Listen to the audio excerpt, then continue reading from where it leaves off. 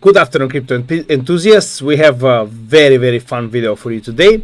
We're going to be talking about altcoin news. So maybe you know, maybe you don't, since this is practically a new channel on the English network. The other channel that we have, which is called Crypto Media, has 4 types of, let's say, separate subjects, where we do a certain type of, let's say, analysis on the markets, depending on what kind of a subject we're working on the day. So we're going to have a separate video where we're going to do technical analysis, obviously. But today I just want to mention a little bit of technical analysis regarding the potential new all-time high that we're going to reach exactly today. Additionally, we have altcoin news. You can find the third subject, which is called macroeconomics and Bitcoin, where we work on the news on the global level of macroeconomics and Bitcoin, and the last one, which is geopolitics, where we work off every practically news or problem that is happening in the world which is connected to the crypto industry. Today we're going to do practically most of them will be news for the altcoin industry. But before we start, I just want to go a little bit over the technical analysis of Bitcoin currently and the ETFs of Bitcoin, which are showing very good signs right now. So as you can see, currently we're in a macro formation, which is called flag formation. As we can see, this formation is starting literally here. From the first time we have managed to go over the 44,000 barrier, which was a very hard place to pass. As you can see, we had like a full 2 months trying to pass this barrier. But anyway, what we have managed to do is we have managed to reach a new all-time high around $74,000 per Bitcoin, and then from that point onward, in March, we have practically built this accumulation zone, which is also called flag formation. We're not going to go into details. This is going to be explained in our courses about technical analysis. But in the meantime, the target that we can literally see from this formation and its completion, it's bringing the price of Bitcoin to $100,000 hopefully soon. Also, what we can see, this massive zone above 74,000 is a short squeeze zone, if you ask me, according to my, let's say, calculations, because most of the people that have waited for the price of Bitcoin to fall, because we are very close to previous all-time high, have been putting obviously a lot of short positions, which is practically using leverage to gain on the fall of the price of Bitcoin. And as we can see, even now, when we reached close to $74,000 on Bitcoin, we are at $129 million of short position liquidations when we actually reach these higher altitudes of the price of Bitcoin, when we're liquidating the stop losses of these people that are leverage trading. So if you ask me, I think that once we reach this amount of 74,000, it's going to be a smooth ride from this point onwards, because it's going to be a lot of short, let's say, stop loss positions above this this target, above this let's say price. But we're not going to go into detail about this. It's going to be a different day to talk about that. Currently the world looks something like this. As you can see, we're talking about Third World War in the 2, let's say, geopolitical theaters, including the Ukraine-Russia war and the Middle East crisis. But in the same time, crypto guys, as you can see, are very in the mood, saying now it's our time. As you know, we are back is the way we say it in our crypto part of the sky. Anyway, so the first thing that I want to show you is that the Bitcoin spot ETFs are accumulating like there is no tomorrow. As you can see, from 11th of January, when we managed to get the approval of the Bitcoin spot ETFs, all 12 of them, we have been massively accumulating. As you can see, on the daily basis, if you consider from the beginning to current accumulations by all the Bitcoin spot ETFs on a daily basis, we can see that the middle price, or the middle amount of Bitcoin accumulated per day, is around 4,000 to 5,000. Since on the beginning we had 13, 10, 12k per day Bitcoin accumulated, then we had some small outflows during this, let's say, stagnation from March to this day, but generally we can see that around 4,000 to 5,000 Bitcoins are accumulated every day by the institutions, by the Bitcoin spot ETF. When we compare this to the 450 Bitcoins that are being minted every day, this is how much all the miners in the world can produce per day, and they do produce per day, because every 10 minutes we are writing a new block on the Bitcoin blockchain, and we are getting the reward of 3.25 Bitcoin per block. So on a 24-hour basis, they produce 450 Bitcoins. Comparison to the 4,000 to 5,000 Bitcoins accumulated every day, that's 10x, which means that the institutions are accumulating 10 times more Bitcoin than is produced on a daily basis. This is leading to a massive price shock when we come to the point that we do not have enough Bitcoin to practically satisfy the, let's say, appetite of the big institutional buyers. Why am I saying this? On farside.co.uk, you can see a tracker for Bitcoin spot ETFs, where you can see all the current Bitcoin spot ETFs that are approved in USA. And we can see only BlackRock, the first one, IBIT, have been accumulating since 14th of October heavily. We're talking hundreds of millions of dollars accumulation of Bitcoin on a daily basis.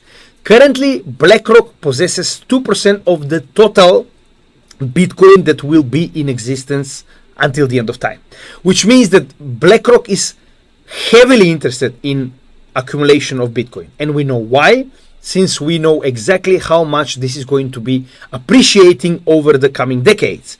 And if you don't believe me, let me show you what the head of digital assets at BlackRock, Mr. Robbie Mitchnick, has to say about this. It's sort of that digital gold. How hard?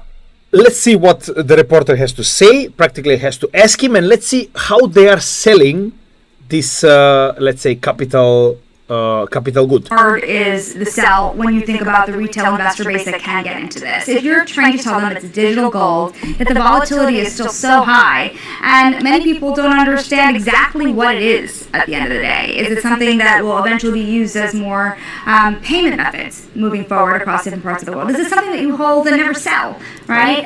How do you then make that case to a generation of people who have not gotten into this asset? Sure. Well, when you think about Bitcoin, we think of it primarily as an emerging global monetary alternative, right? It is a scarce, global, decentralized, non-sovereign asset, and it is an asset which has no country-specific risk, has no traditional counterparty risk. So these are interesting properties when you think of it from an investment perspective, particularly in a world where there's growing concerns over, money printing, currency debasement risks, political, fiscal, sustainability challenges in the U.S. or elsewhere. And so that resonates, frankly, with a lot of investors. So what he wants to say is that practically he's talking about the U.S. mainly. He's saying, first of all, we're talking about a capital good, Bitcoin, that is not connected to any state, which means no state can either ban it, take it, any kind of, so no repression is able on this kind of investment good. On the other hand, what he's trying to say is BlackRock is buying this and saying to their investors to buy it because it helps with all the debasement of the current fiat currencies around the world. Doesn't have to be only the dollar. Every fiat currency is at least 99% debased in the last 100 years. So what he's trying to explain is that currently BlackRock especially is using Bitcoin as a hedge, not only against inflation, not only against fiat debasement like they do with money printing in America and everywhere else, but also against any kind of geopolitical tensions that is happening in the world. So what is BlackRock trying to say to you is this is the magical hedge they have against everything that is happening right now in the world. And this is what VanEck CEO has to say about their Bitcoin spot ETF and what they are actually selling to their clients. Bet is that this is a very bullish setup for Bitcoin into the election. We saw the exact same pattern in 2020 where Bitcoin lagged with low volatility, and then once a winner was announced, we had a high vol rally as new buyers come into this market, and that's the great thing. So what he's trying to say is that currently, besides the halving every 4 years, which is written in the algorithm of Bitcoin itself, we are having also presidential elections very close to every halving that we had so far. they are sometimes a bit apart, like 1 month or two, but what we can see is that every time that a winner was announced, not only in 2020, as the VanEck CEO has to say, but every time a winner was announced, 2016, 2012, presidential elections, we have what? A massive rally coming right after that. Although over here it's coming from a different reason as well. Let's hear what. Thing about Bitcoin is that every day there's new buyers being born. It's kind of like the video game industry. The olds who hate it die off. The new folks are buying it. And what we think is that once the election result is finalized, Moody's is going to downgrade U.S. sovereign debt, and that could be a catalyst for Bitcoin to catch up. So exactly what we were saying during yesterday's video. If you have watched it, good. If not, I would suggest you watch our analysis of the current presidential elections and what we're expecting from every candidate regarding macroeconomics, geopolitics, and blockchain. What he's saying is that because we explained in yesterday's video that the credit rating of America will be going down. Why? Because they have unsustainable debt, which will eventually lead to a debt spiral of their debt. We are leading to a situation where this kind of announcement from Moody's will be forcing more investors to go into Bitcoin for a good reason. Why? The same reason what BlackRock just said. Any value debasement, in this case, obviously, since until a year ago, they were still considering that the American debt is the best thing you can invest in, not anymore. So now we can hear from the CEO of VanEck as well that Bitcoin is the place to run to when countries fail. Obviously, none of what you can hear in this video is financial advice, but this is what the big players are doing in the market, and this is what we are doing as crypto investors and crypto enthusiasts in Malta. And let's see what they're going to say about their model, about what they're expecting in the coming decades regarding Bitcoin. Model that assumes that by 2050, this is very long term, that Bitcoin becomes a reserve asset that's used in global trade and held by global central banks at a very modest 2% weight. And in that model, we arrive at a $3 million price target for Bitcoin. Now, that sounds, extreme. So as you can see, they're expecting by 2050 to have $3 million price of every Bitcoin in the world. Now, what he just said is that he's expecting every central bank in the world to have some kind of exposure to Bitcoin. He's saying around 2 to 3%. And let's see if what he's saying is true. Yes, why? Because the Bank of International Settlement, which is the central bank of all central banks in the world, have announced 1 year ago in 2023, the ending of 2023, that at the beginning of 2025, in January, every central bank in the world will be allowed to hold 2% of its assets in Bitcoin, which is exactly what he's talking about. We can see more and more institutional investors coming into the space, especially first in Bitcoin and second in Ethereum, which are practically the gateways to the crypto industry. Now we're going to talk about institutional adoption at the end of every altcoin video, so you're going to get when we get there. And in the meantime, as I was saying, the presidential cycle together with the Bitcoin halving cycle is actually giving us a very good picture into what is going on regarding the what we are expecting in the next cycle. Now we're going to talk about Mr. Gary Gensler, as we call him, Gary the Gangster. Why am I saying this? Because this is practically, let's say, schematic of basic 4 questions that are important to every crypto investor, every crypto exchange, every crypto entity in US and obviously in the world. And how the SEC has been answering these questions since 2018 onwards. As we can see, the first one is a digital asset a security? As we can see, the SEC has been giving all kind of different answers. 2018, no, they're not a security. 2021, yes, not only it's a security, but it embodies an invisible contract, which makes it a security. Believe it or not, never heard in any law in the world. 2024, no, it is not a security, it's a computer code. 5 days later, yes, it is a security, and it represents an investment contract. Again, invisible investment contract. 2024, same year, 8 months later. The digital asset itself is not the security. So practically they have no clue what they're talking about. And then if we ask them, is it clear practically in the US about generally the legislation and the crypto industry?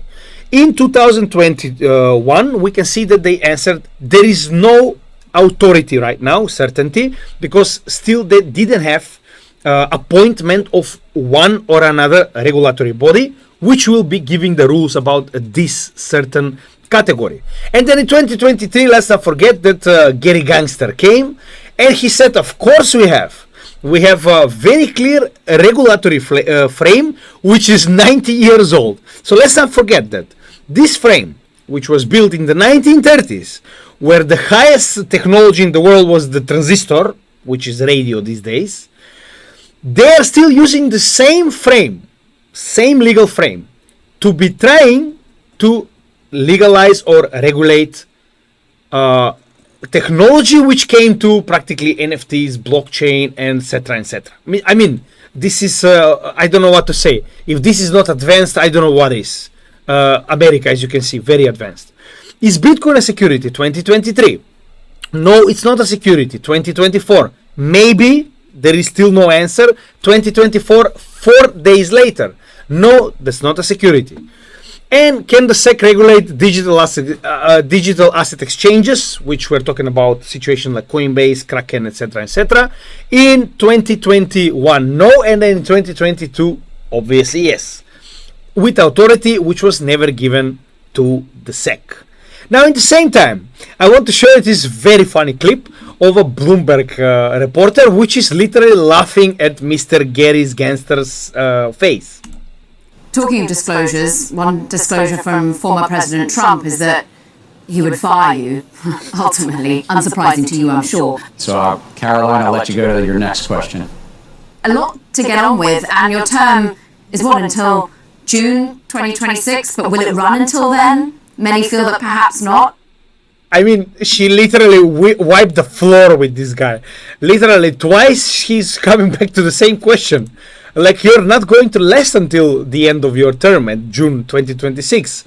And obviously we know why, because Trump, the presidential candidate of the Republican Party in America, have stated that the first day of his job will be literally to fire Mr. Gary Gangster, which is one of the main reasons for Choke Point 2.0, etc., etc. We're not going to go into it. We already have explained this in yesterday's video. But anyway, let's go back to the altcoin news. Now we're going to be talking about altcoins and what's going on with, let's say, most of the, let's say, famous ones. Cardano at the beginning, what we can see is that it's becoming a layer 2 of Bitcoin. Obviously not fully layer 2, so it's not integrating completely in Bitcoin blockchain, but through the UTXO, special kind of extension of the Cardano blockchain, they can now practically allow integration with the Bitcoin blockchain. Additionally, this is done through a bridge called the Grail bridge, or the Bitcoin OS. So practically Bitcoin operating system through Grail bridge is allowing, and now currently is the first layer 1 that is becoming layer 2 for Bitcoin, where, let me explain it.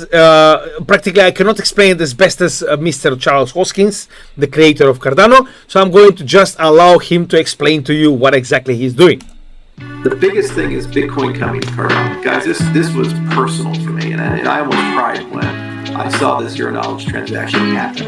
I didn't believe it when I first saw it. So what the Bitcoin operating system people did, this is Ed Anyago's people, is they figured out how to embed using Taproot into the Bitcoin blockchain an ability to install zero knowledge proofs. Now what this does is it actually gives a brain and eyes to Bitcoin. What that means is you can now trustlessly connect Bitcoin to other ecosystems. There's $1.3 trillion of Bitcoin. There's over 100 million users. It's one of the biggest markets in the world. So what does that mean? It means Bitcoin can flow into Cardano, and with Babel fees coming next year, they will be able to pay transaction fees in Bitcoin. Under the hood, ADA is being consumed, but there's markets that, so it creates demand for ADA. Basically means you get a DeFi experience for the first time ever with Bitcoin. And you can basically deploy a Bitcoin style application now and use Cardano smart contracts and eventually Midnight for privacy. Yeah. So that's a privacy layer for Bitcoin. So we're talking about full practically smart contract compatibility of Bitcoin. Now, even in this post, you can see that we're talking down to the level of ordinals. That ordinals can be literally used to code smart contracts on Bitcoin. Again, this is interoperability. We are going to see how this is going to be advancing. But in the same time, what we can say is this is amazing. Because if one thing is definitely missing from the Bitcoin, let's say, capability, is definitely, first of all, layer 2. Second of all, smart contracts compatibility. Because without it, it's just a normal store of value. So this is an amazing thing. I hope it's going to work out. As we can see, it's already integrated. We're going to see how it's going to advance. Now, Chainlink has expanded to BOTANIX Labs.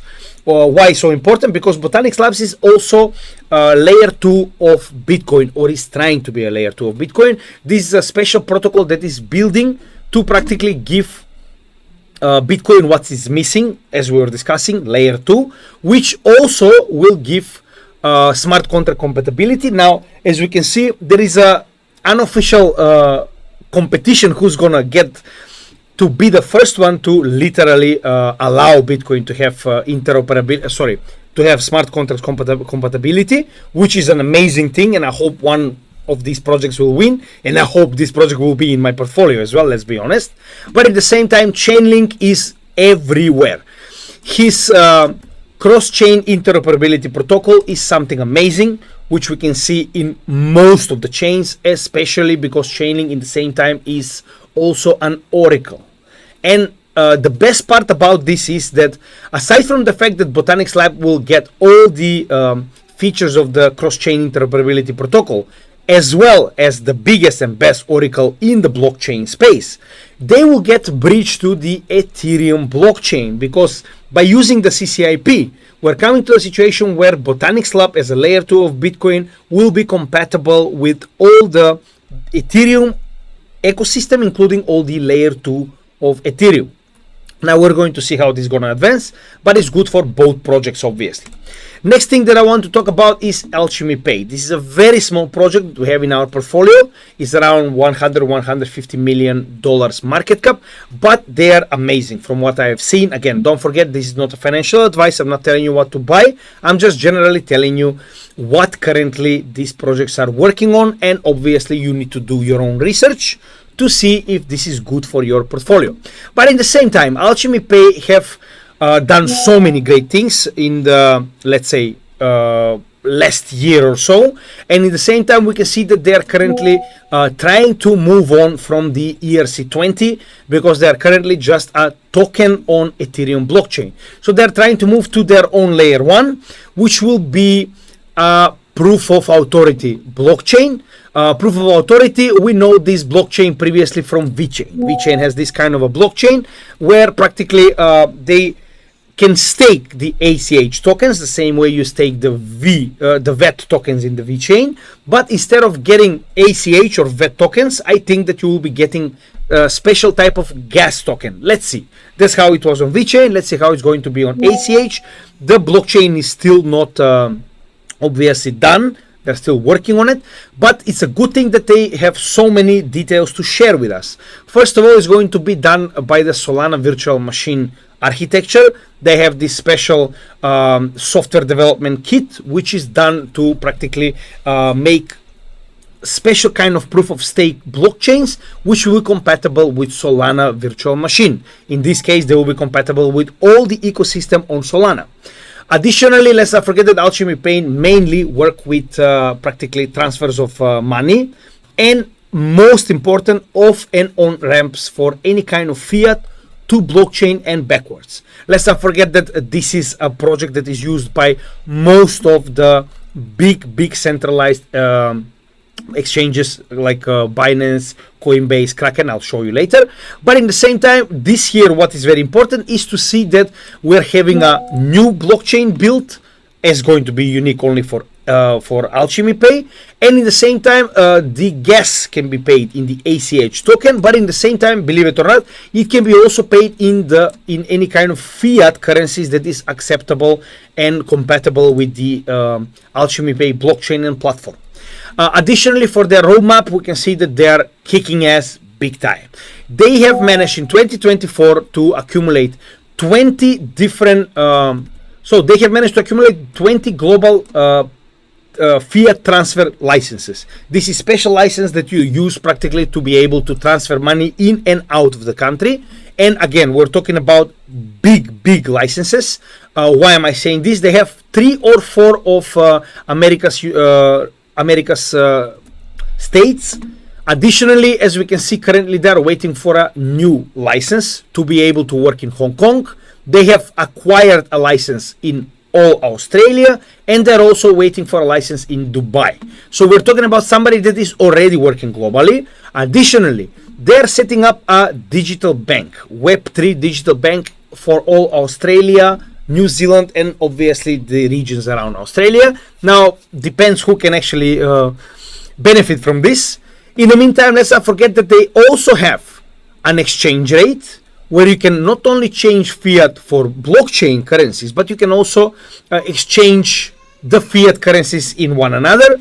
Additionally, we're talking about international remittances, remittance network operations. Why am I saying this? Because currently, the debit cards that you have on Binance, on Coinbase, on Crypto.com, they are all issued and run by the ACH Alchemy Pay project, believe it or not. So the biggest crypto exchange are using this project to actually be able to give debit cards to their own customers.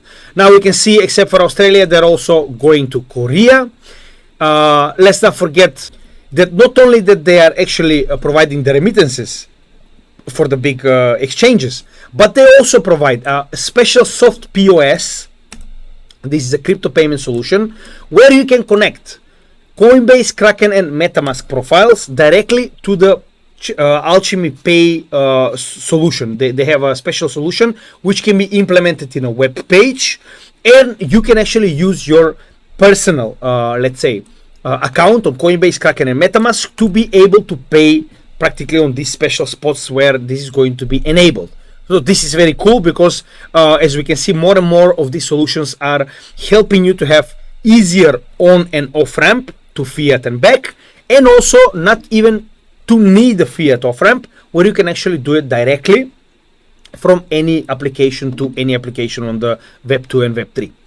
Also, as we can see, we already discussed that they're actually trying to do their own blockchain. So more or less, that's it about Alchemy Pay. Yes, I know, a lot of news, but you know how, when some project really has great news, we're trying to cover them. CUDOS has completed the token merger with ASI Alliance. Let's not forget, this is the Artificial Intelligence Alliance, which was done earlier this year among 3 very big projects. I mean, the biggest projects in the crypto industry. They cannot measure to the traditional projects for artificial intelligence like Microsoft and Google, but in the same time, they are the biggest ones in crypto, and by joining forces, they have also joined their market share and their tokens to be one. Currently, it's still FET. So the 3 projects are Fetch IE with the token FET, Agix, which is the special artificial intelligence marketplace, and Ocean with his Ocean token. And now CUDOS is joining the gang as a 4th project, which will be joining this ASI Alliance. The idea is, with joint forces, we're joining everything they have, including their hardware, which is used to practically advance and train AI models. In the same time, we can see that we're talking about a big amount of hardware. In this second news, we can see that is more than $153 million worth of GPU hardware, which again, as I said, is used for building, training of AI models. A 5th project is in the, let's say, they're trying to get a 5th project to join them, and this is Injective Protocol. Injective Protocol, if you're following this space, was one of the best gainers this year and previous, obviously. And injective protocol also is currently integrated in with Fetch IE, which is currently the only token for all these 4 projects. So there is a actual bridge between injective protocol and Fetch IE or FET, the token FET. But currently they are, let's say, in talks between these projects to also integrate injective protocol completely into the fold. So they will become practically part of the artificial intelligence alliance. But let's see. This is very good if you ask me, because I do own FET tokens. And let's hope that this is going to make them compatible on the traditional markets regarding AI. Now, additional for the gaming industry, let's say, and for the people that actually game, the gamers among us, I don't know if you're following, but Sony have built its own layer 2 on Ethereum. They have built their own layer 2 named SONEIUM, which was built on the optimistic OP stack. So practically it's compatible with Optimism. Optimism is also one of the coins that we have in our portfolio.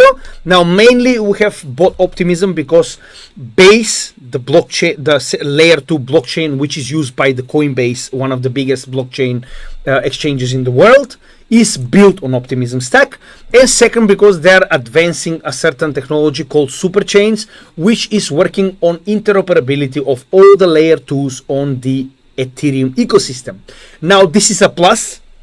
Since SONEIUM was built on the Optimism stack, they have integrated 2 special upgrades, which are called Granite and Fjord, which mainly are working to make the fees on the SONEIUM layer 2 less high.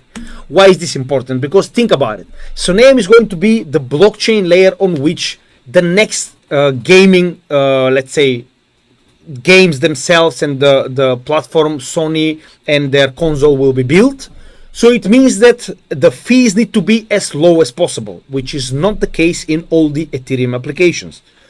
For this reason, these upgrades and the Optimism stack was used to lower the fees as much as possible before obviously SONEIUM start building Web3 applications, games, etc., for the Sony enthusiasts. I am also Sony enthusiast. I have to say, I own a PlayStation 4, but hopefully they will get to the point to be big part of the blockchain industry, because this is practically how mass adoption is done.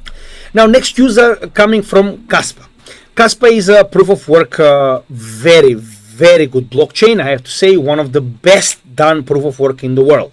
Now, we can see that through this project called ZK Opcode, they have acquired a zero-knowledge proof, which allows the Kaspa blockchain to be able to, first of all, work on the transactions themselves off-chain. What they're doing, they're actually transferring the transactions and processing of blocks off-chain until they practically gather a certain amount of transactions, which will be written in one of the next blocks on the blockchain, which is amazing because this is the same way that Ethereum is currently trying to build its sharding technology.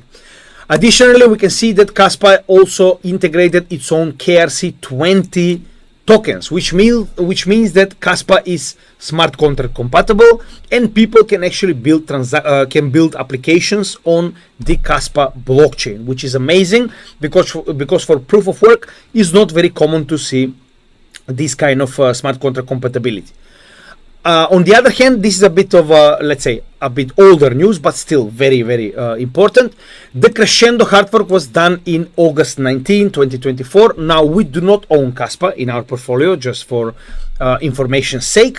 But we do appreciate this project. Unfortunately, we caught it a little bit late, and that's why I didn't want to get into the project because it was very high already.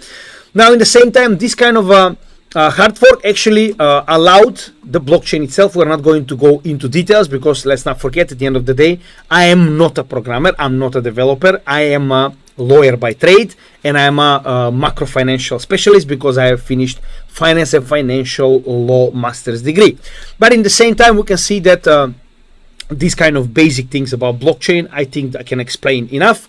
If not, I would advise anybody that do understand these things more to help me possibly with a comment below the the video itself. That way I will learn as well if I'm saying something wrong or I didn't explain something properly.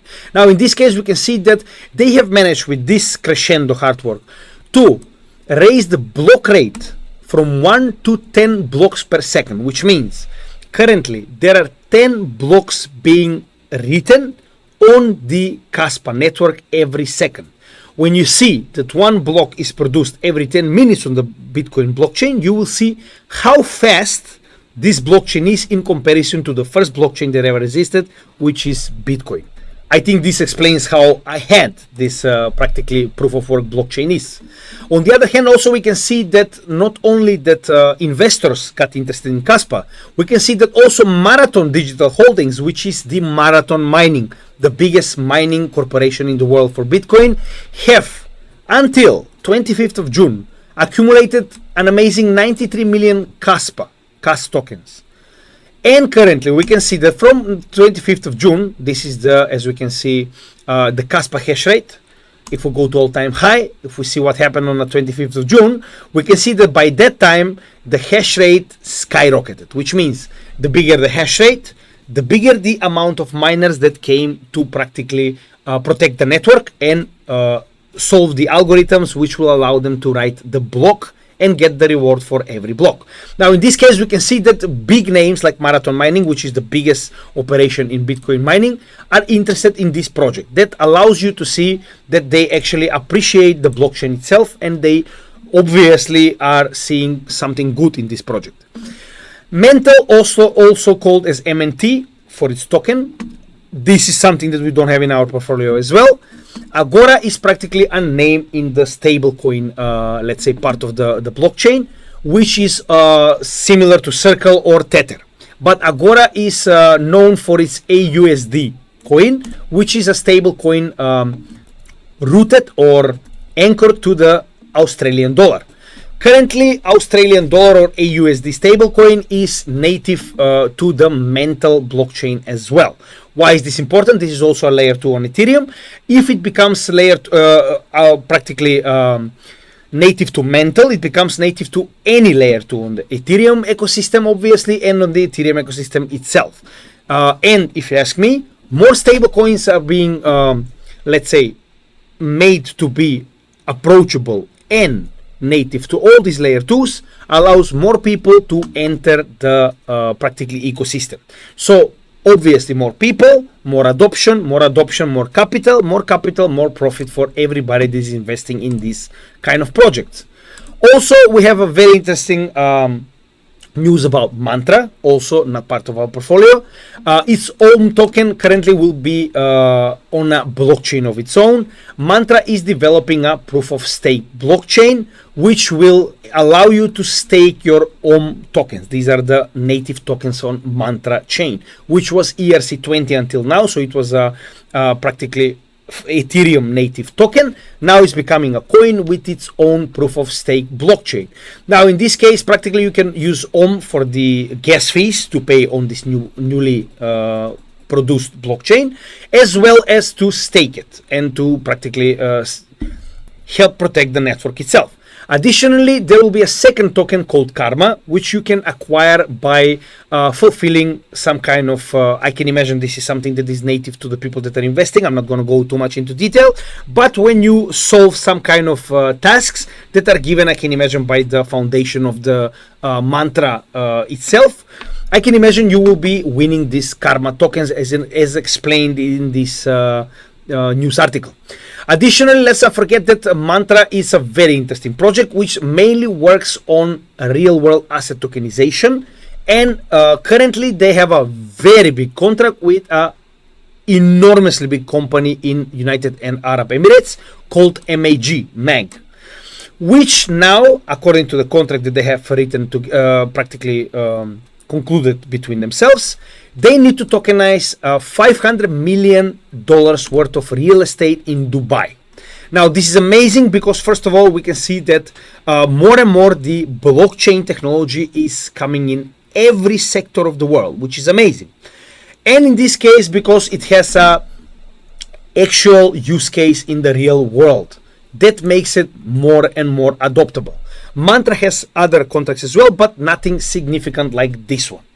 And also we can see that since we're talking about new blockchains, Kraken is also planning to launch its own blockchain in 2025. Something interesting we're going to see when the time comes for Kraken to launch its own blockchain. But this is nothing new. Let's not forget that most of the big, let's say, exchanges have their own blockchain, including obviously the biggest, Binance, and then later on to Base, etc., etc. And as we were discussing, we're very close to hit a new all-time high. As remember what I said at the beginning of the video, I said that this whole area here is a short squeeze zone. And this short squeeze zone, as we can see, is currently making exactly what we just said, which is 164 million liquidated in short positions. What is going to make it even faster for Bitcoin to explode on the upside? As long as we are still in the video, I will practically tell you if we can manage to make a new all-time high. I can imagine it's going to be fun to do it on a second video of our channel. In the same time, since we are talking about corporations, countries, and institutions that are doing a crypto adoption currently, Tesla has just disclosed that in the third quarter of 2024 has not sold any of its Bitcoin holdings, which are $763 million. In the same time, believe it or not, another giant, which is Microsoft, is deciding if it's going to buy Bitcoin. Now, we're not going to know until December, because in December, we're going to have the, obviously, they have their own shareholders meeting, where they need to decide on this practically proposal, if they're going to invest in Bitcoin.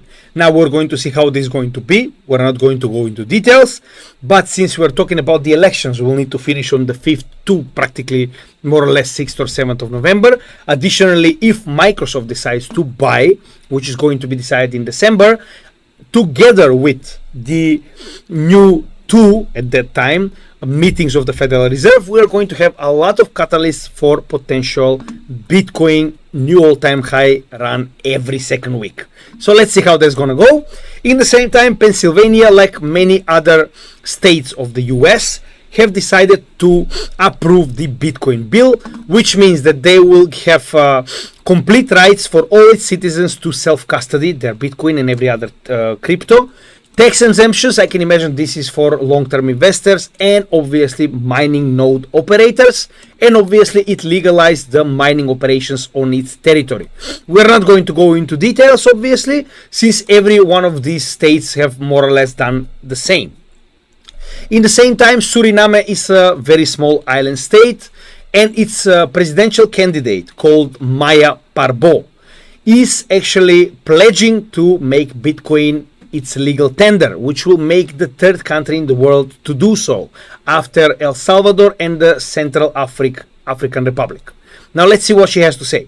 Just making Bitcoin legal tender, that's something that can be done in a day. It's an executive order. We're elected in May. After inauguration, it's the first thing you can do. It's a one-day thing. It's an executive order by the Foreign Exchange Commission. It's a one-pager that just needs to be issued. You don't need to go through Parliament for it. You don't need to change any laws. So legal tender we can do immediately.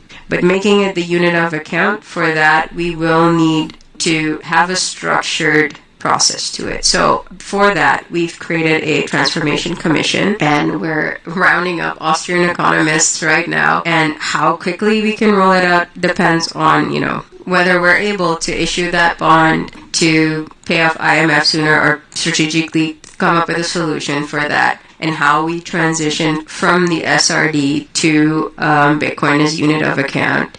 What laws need to be changed, how quickly we implement that. I think it can be done in a year, to be honest. So not only that they want to make Bitcoin legal tender, they want to make Bitcoin the only legal tender. And in this case, as I understood, they want to go to from their native currency, SRD, to Bitcoin.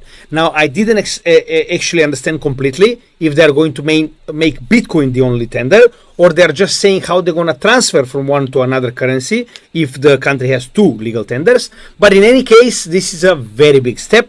And as she said, practically she's preparing to do the legal tender documentation to pronounce Bitcoin as a legal tender on the first day. And then later on, regarding all the procedures that they need to do, we're not going to go that much into detail, but they're planning to go all the way if she is chosen. And another detail I have to say, imagine if your presidential candidate is actually making an interview out of a gamer's chair. I think that's badass, but that's me. Bolivian bank Banco Bisa, that's the third largest bank in Bolivia, currently is allowing their customer to use USDT for inside and outside of the country. This is amazing because it makes more and more stable coins easy to access, easy to work with. That way, not only that it makes access to this, but it makes them safer, because it's different when these stable coins are run through a bank. It's different when they are run through some shady exchanges, etc., etc. So if you ask me, I'm not very enthusiastic about banks coming into crypto, but in the same time, it's better to have them in than against us, right? Let's be honest. In any case, this is what brings mass adoption, the everyday usage of crypto on everyday people. Emory University discloses $60 million in Bitcoin ETF holdings. You can see any kind of different types of institutions are putting their money in Bitcoin through the ETFs. On the 11th of January, they have opened a door they cannot close anymore. So it means that more and more institutions will be coming into Bitcoin. And more Bitcoin they buy, less Bitcoin to be sold around, right? Less Bitcoin to be sold around, we are coming closer and closer to the potential shock of the price of Bitcoin. And very, very interesting news at the end of today's video. This is the disappearing Satoshi statue in Lugano. They were making it for 21 months, believe it or not. And they actually exposed it for the Plan B. This is a special meetup in Lugano regarding everything Bitcoin. Now this is how they actually brought it, but we're going to go and show it how it looks like. As we can see, if you see it from the side, you can see practically a hacker sitting and working on his laptop. And if you see it front, you can see that you can see through it. Now this is the idea behind it, that every one of us can be Satoshi.